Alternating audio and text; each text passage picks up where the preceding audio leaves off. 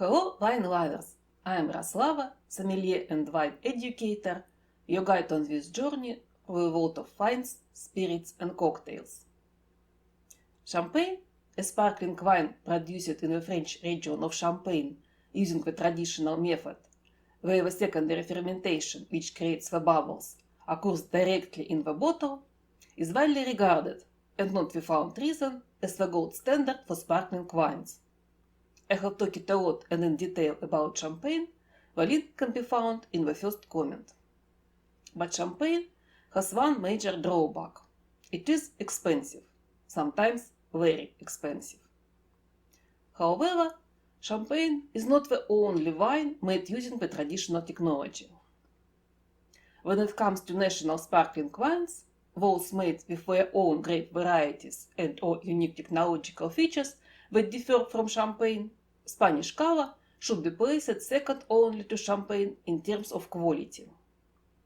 And in recent decades, both the quality and diversity of cava wines have been growing rapidly. Cava is always made using the traditional method. This is required by law. The wine must mature on the leaf for a minimum of 9 months for regular wine. Cava is available in almost every wine-consuming country, and in terms of volume, production is only slightly behind champagne, 250 million bottles per year compared to champagne's 300 million. At the same time, cava is much more affordable, making it hard to any sparkling wine lovers to ignore. The first sparkling wine in Spain was made in 1851, but the true birth of cava, for the name did not exist yet, dates to 1872, when sparkling wine was first produced using the traditional method and specific local grape varieties. In the 1860s, Catalonian winemaker Josep Raventas began promoting the wine of his Cadornoi winery in Sant Sadurní d'Anoia on the European market. During his travel, he visited Champagne, which sparked an idea of creating Spanish sparkling wine. In 1872, his new company produced the first bottles of sparkling wine. Surprisingly, Spanish sparkling viniculture also got a boost from a global wine disaster, phylloxera. Many Catalonian vineyards, which traditionally grew red varieties, were devastated by the phylloxera pandemic. When they were replanted, they were replaced with white grape varieties suited for sparkling wine. By 1911, Spain was producing more sparkling wine than it was importing. In 1959, the wine received its modern name, cava. Before this, it was called after champagne, champagne, champagne. But once champagne received official protection for its name, Spain gave its sparkling wine a new title, cava, a word that means both cave and the wine cellar. In 1972, cava was officially granted DO status, denomination de origin, and the name became legally protected. Josep Raventas' vision succeeded successfully. Today, cava is famous and popular worldwide, and Cadornoi remains one of the leading producers alongside Freixenet.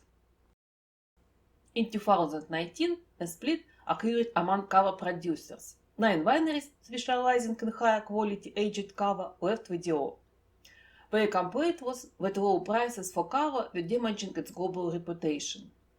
Large producers like Cadornoi and Freixenet make large volumes of young cava aged on lees for just 9 months and keep prices very low. Meanwhile, Italian Prosecco, which is mass-produced using the simpler tank method and with no aging on lees at all, is often more expensive than cava. Consumers tend to judge quality by price, not by class. So a group of producers from the main cava production region of Penedès, who wanted greater recognition, including financial reward, left the DO and formed a new group, selling sparkling wine under the Carpenat brand. The name Carpenat is a blend of Latin and Catalan, meaning from the herds of Penedès. Carpenat introduced stricter production standards: only hand-harvested grapes, only organic farming, no production of young cava, minimum aging only 18 months, each winery must produce at least one wine aged 30 months and at least one aged 60 months. Carpenat aimed to show the world the cava is a higher quality wine, which truly is, and to help raise its perceived value and market price. Carpenat is higher quality cava. Though they have officially ejected the name, in essence they are still making cava. but this does not mean that all quality went with Carpinat, leaving nothing behind. There are many high-quality aged cava producers still within DO Cava, in fact far more than those who left. This includes wineries using grape from their own vineyards as well as others. Even large producers known for their young cava have respected aged cava brands. And young does not mean bland, just simpler, lighter, more casual and more affordable.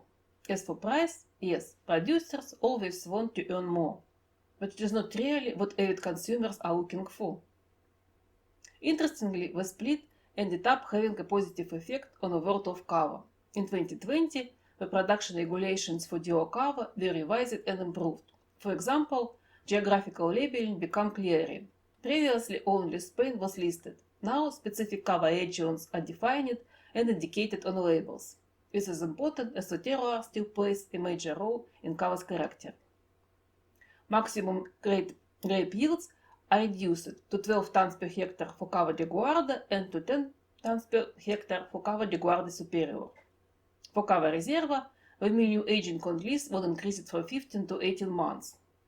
Label design, classification, and other details were also updated.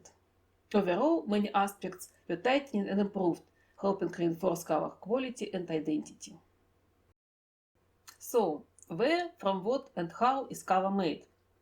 Currently, there are 4 official zones for Cava production. The vast majority, around 95%, comes from the Comtats de Barcelona area in the Penedès region of Catalonia. The climate here is Mediterranean, ideal for growing grapes.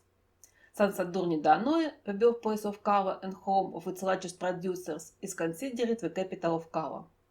In addition to Comtats de Barcelona, there are 3 more zones within DO Cava: Ebro Valley in the north, Viñedas de Almendralejo in the south, Requena located in central Valencia. Most cava is made from Spanish grape varieties. The main grapes are Macabeo, Xarel·lo, and Paradella. A blend of these 3 forms the classic cava base. Macabeo, also known as Viura, is the most widely grown. Native to the Penedès region, it was first mentioned in 1617. Macabeo is productive and resilient, with thin skin and long ripening period. It produces light, floral wines that are soft, elegant, and well suited for aging. Interestingly, Macabeo is also the main wine grape in Rioja, where you can taste it in non-sparkling wines. Xarel·lo is the second most common and is the most closely tied to Cava. Also from Penedès, it was first documented in 1785. This grape gives Cava its structure, body, and a distinct aroma that sets it apart from other sparkling wines. Paradella is an ancient Spanish variety known since 14th century. In Penedès, it thrives in the higher altitude vineyards. It produces floral, elegant wines with good structure and is used in Cava to add freshness. Another permitted white variety is Sibirad Parent, also known as Malvasia deciduous. It's primarily used in sweet and semi-sweet Cava. This grape gives wine that are refreshing and well structured, with aromas of tropical fruit, white flowers, melon, and herbs. As it aged, the aromatic profile deepens. Since 1986, Chardonnay has also been allowed in Cava production. As one of the 2 main champagne grapes, its value in sparkling wine is well established. For Rosé Cava, red grape varieties are used: Garnacha, Tripat, Monastrell, and since 1989, Pinot Noir. Garnacha, native to Aragon in northern Spain, is widely grown worldwide. Its pale, thin skin results in wine with low pigment and tannins, making it favorite for rosé wines. It is the most commonly used red grape for Rosé Cava. Tripat has been rising popularity for rosé in recent years. It brings aromas of red berry like raspberry, strawberry, and cherry, along with spice notes. Monastrell, also known as Mourvèdre, adds a deep color and light tannins, improving aging potential in Rosé Cava. Pinot Noir, the other main grape in Champagne, has proven its worth in sparkling wine. It has been permitted in Cava Rosé since 1998, and since 2007, it's also been allowed in white Cava, specifically Blanc de Noir. Interestingly, Cava Rosé differs from Champagne Rosé in the methods of production. While Champagne Rosé is made by blending red wine into white, Cava Rosé is made using traditional still rosé method, per-shot skin maceration before fermentation. Usually, a blend of red and white grapes varieties is used in rosé cava.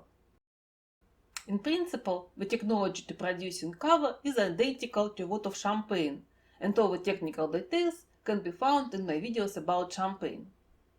According to the updated 2020 regulation, cava is now divided in two main categories based on lees aging and accordingly style: cava de guarda and cava de guarda superior. Cava de guarda, formerly simply cava, is young cava aged on the lees for at least 9 months. It is similar in style to French crema, light, fruity and refreshing. Cava de guarda superior. This is the aged category. Under the new rules, grape must be organically grown and the vintage must be indicated on the label.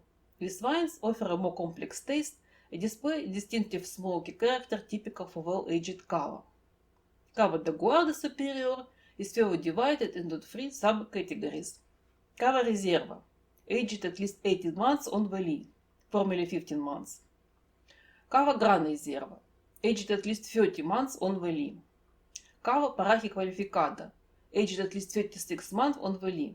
This is vintage cava made from grapes grown in the single qualified vineyards and bottled at the winery. The wine must be at least 10 years old. This top category is introduced only in 2015 and is awarded to individual wineries that produce exceptional wines. In terms of flavor, young cava is dominated by citrus and fresh fruit aroma: quince, yellow apple, lime, Meyer lemon. As it matures, the profile deepens to include nutty, bready and smoky notes. Cava is made in full range of sweetness level, but fruit style dominate. Here is the complete sweetness scale for cava. Note, this scale mirrors that of champagne and, as in champagne, the terms don't match the literal meaning of the words, nor the scale used for still wines. Brut nature, up to 3 gram per liter. Extra brut, up to 6 gram per liter. Brut, up to 12 gram per liter. Extra seca, 12-17 gram per liter. Seca, 17-32 gram per liter. Semi-seca, 32-50 gram per liter. Dulce, more than 50 gram per liter. It is important to note the cava paraje qualificada, like Gran Reserva, is only produced in the driest styles: brut nature, extra brut and brut. The sweeter levels, extra seca, seca, semi-seca and dulce, are reserved for cava de guarda and cava reserva. Information that can be found on cava label. Let's take, for example, the label of Gelida from Vincelsiep. Vincelsiep is an elaborada integral producer. This means they handle the entire process of cava production, from growing the grape to bottling the wine, all within their own estate. Required information on cava label. Designation of origin, cava. World Cava confirmed that the wine is produced within DO, following all official regulations. Brand name. In our case, Gelida Vincelsiep. Style based on lees aging. This tells you how long the wine was matured on lee. Possible styles include cava de guarda, cava reserva, cava gran reserva, cava paraje qualificada. For Gelida, gran reserva. Sweetness level. Options include brut nature, extra brut, brut, extra seca, seca, semi-seca, dulce. Gelida brut. Alcohol content, bottle volume, country of origin. For cava Spain. Producer name for Gelida Vincelsiep. Optional information. Grape origin. For Gelida, Comtats de Barcelona. Vintage. Indicates that at least 85% of the grape comes from the stated year. Required for Reserva and higher categories. Gelida 2018. Wine types based on the grape composition. Blanca. White wine made from both white and red grapes. Blanca de uva blanca or Blanc de Blanc. White wine from the white grapes only. Blanca de uva tinta, Blanc de Noir. White wine from red grapes. Rosada, Rosé. This information can appear on the front label, the back label, and split between both. For example, any mandatory details not shown on the main label of Gelida may be found on the back label. In addition to the main and back labels, every bottle of cava must include a quality label, call it marciano. This appears as a rectangular strip, a circle, or in the case of cava paraje qualificada, a diamond. The quality label communicates with aging time both with text and with color. White for Cava di Guarda, green Cava Reserva, black Cava Gran Reserva, gold Cava Paraje Calificada. The label may also show Dio Cava, production zone, individual bottle number. Since 2020, producers who manage the entire Cava process from vineyards to bottle can mark their bottles with a Laborada Integral seal. Say you have a bottle of Cava with all labels washed off and even the foil on the neck removed. Can you still tell whenever it's a genuine Cava or not a mock-up? Surprisingly, yes, but only after opening the bottle. Cava corks are stamped with a 4-pointed stars, a symbol of harmony, unique for authentic Cava. And now the practical side. As with any quality sparkling wine, Cava is best served in champagne flutes or tulip glasses, which help preserve the bubbles and aroma for longer. Cava di Guarda, young Cava, best served at 6-8 degrees centigrade. Cava Reserva, 8-10 degrees. Cava Gran Reserva and Cava Paraje Calificada, 10-12 degrees centigrade. By the way, July 12 is officially International Cava Day. But honestly, Cava is great any day of the year. Today I have Cava from Chevalier, Carte Noire. This is where some confusion may arise. Carte Noire is just a name. It does not in any way reflect the oriental composition of wine, although the word noir may bring suggestion that this is white wine made from red grape. If that were the case, the wine would be labeled Blanca d'Uva Tinta or Blanda Noir. Carte Noire is actually a classic white blend of Macabeo, Xarella, and Parellada. This is young Cava Guarda, 9 months of value. Here is the green Marciamo. Brut. Let's try.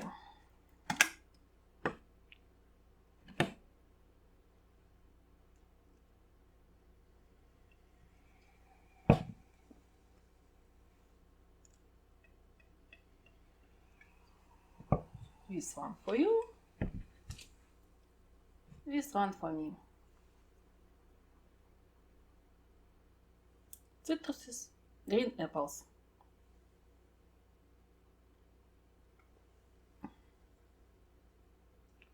Light, well-balanced wine. Lemon, apples, grapefruit, light note of almond. Good wine for every day. Perfect on its own, but also good pair for fish, seafood and vegetables. Stay with me, subscribe to my channel.